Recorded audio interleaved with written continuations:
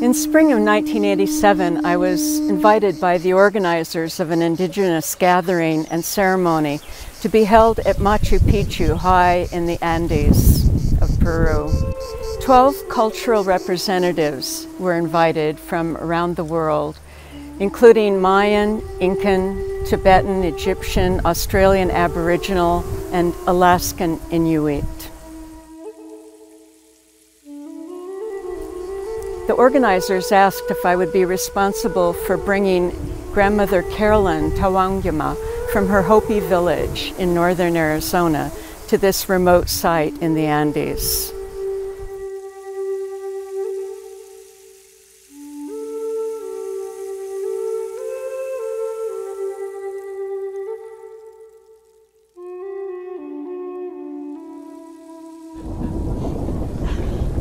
Carolyn, what do you feel about this place? It's going to take me quite a while to get the answer until I go to sleep and dream about it.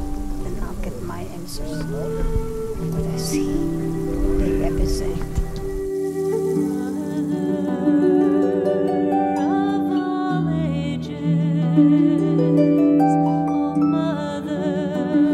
I had already known Caroline for several years and often visited her at her village of Haute Villa. She was about 80 years old and had already traveled to Ethiopia as an emissary of the Hopi to pray for rain during an extreme drought. And she had been to the United Nations 4 times to plead for her people's traditions for protection. She was witty, well-educated, and her English was impeccable. She was often called upon by the tribe to translate for the elders, which included Chief Dan. Chief Dan became famous for his Hopi prophecies that spread around the world like wildfire. Grandmother often spoke of the major changes coming for humanity and the earth. She spoke of Koyaanisqatsi, the Hopi term for life out of balance. The Hopi prophecies speak of the destruction brought about by a world that has forgotten our connection with nature, a world that has forgotten our job as custodians for all life on Earth.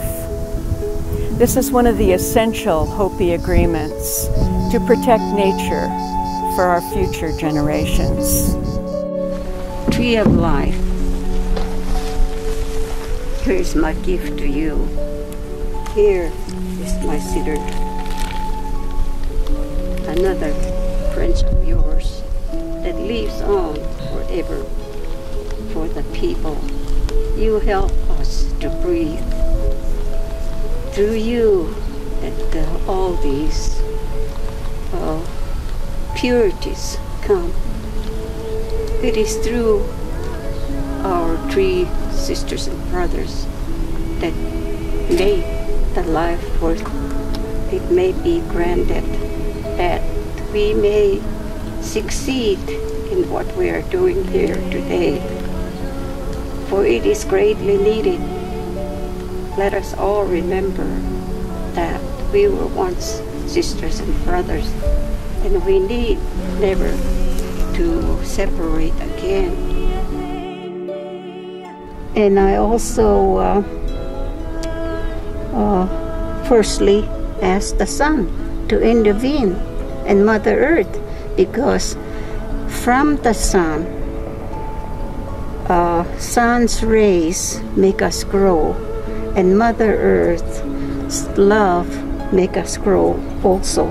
So that's what I asked for the unity tree there, and then for all of us, that's what I did.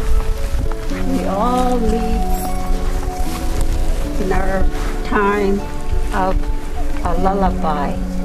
So I will sing you a lullaby today.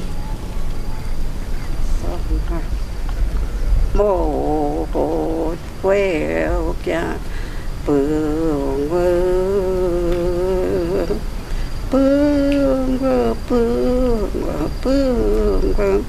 aya haya ta la ba ye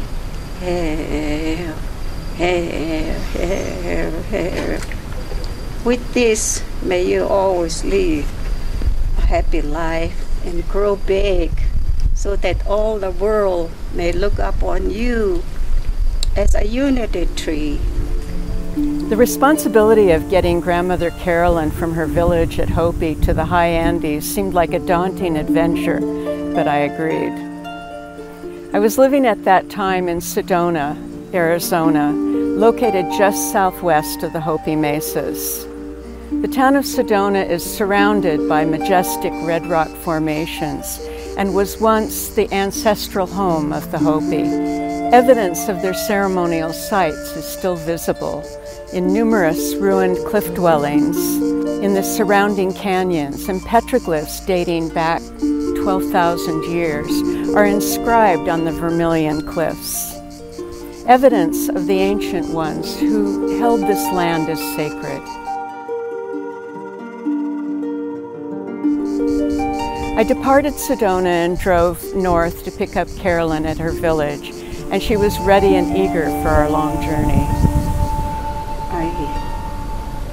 I am thankful that I am taking place here with the rest of my brothers, hoping and praying that we will be successful in our unity movement, for it is so greatly needed. Every one of us for trying our best to bring awakeness to all humankind and all life on this earth. Thank you. Spending time with indigenous people is always an education. Their traditions have maintained the connection between spirit and matter, and their ability to access these subtle dimensions is a normal, everyday occurrence. It wasn't long before the magical interplay between the seen and unseen realms made its appearance. As we were driving across the Arizona high desert, a brightly colored dragon called a chameleon slowly walked across the road in front of our car. It was about 10 inches long, and it seemed like time stopped. Everything was moving in slow motion. Something strange was happening. Grandmother Carolyn commented casually that it was probably Grandfather David Monongi. He had just passed over, and we had both known him. I remember playing my harp for him in his living room at his Hopi village. Carolyn mentioned that David was a shapeshifter and that chameleon was one of his medicines.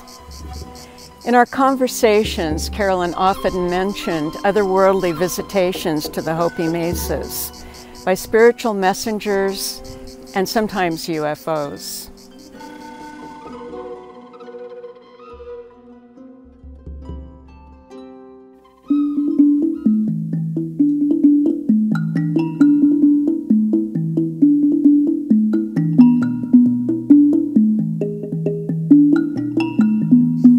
After traveling for 24 hours by car, train, and several airline transfers, we finally arrived at our destination high in the Andes at Machu Picchu. I was jet-lagged and hoped to sleep in, but it wasn't going to happen. Grandmother and I were sharing a room, and she woke me up at 5 a.m. There she was, fully dressed, her hair braided and woven with red yarn, with her medicine bundle in her lap, ready to go. I asked her what she was doing. Breakfast wasn't until 2 hours from then. She said, when you're doing ceremony, you get prepared and get ready to go. And she was ready.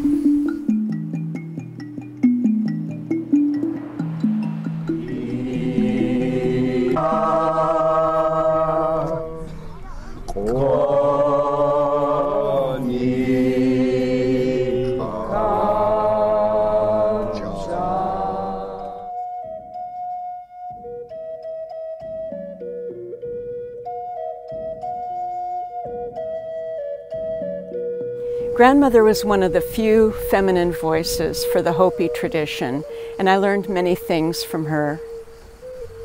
This short film includes some of her messages to the world. from her participation at the Machu Picchu gathering in 1987. My name is Carolyn Tawangyawma.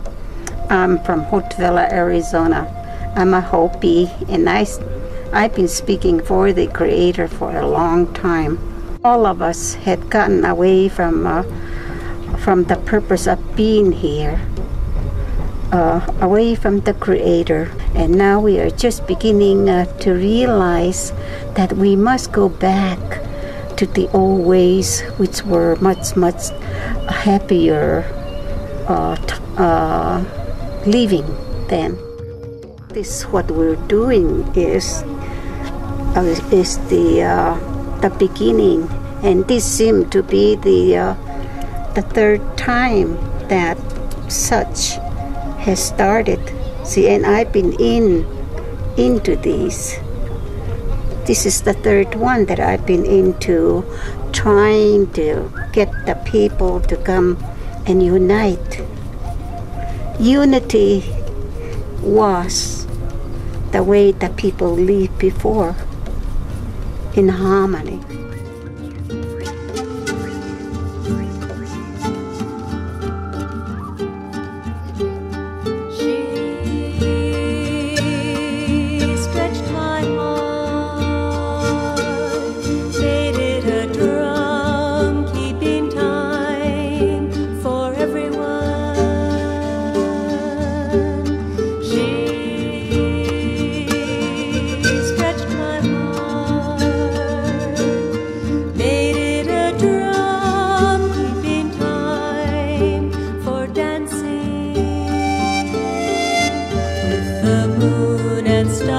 And sun, keeping time with everything, keeping time for dancing with the rain, with the wind, in a village of friends. Druid,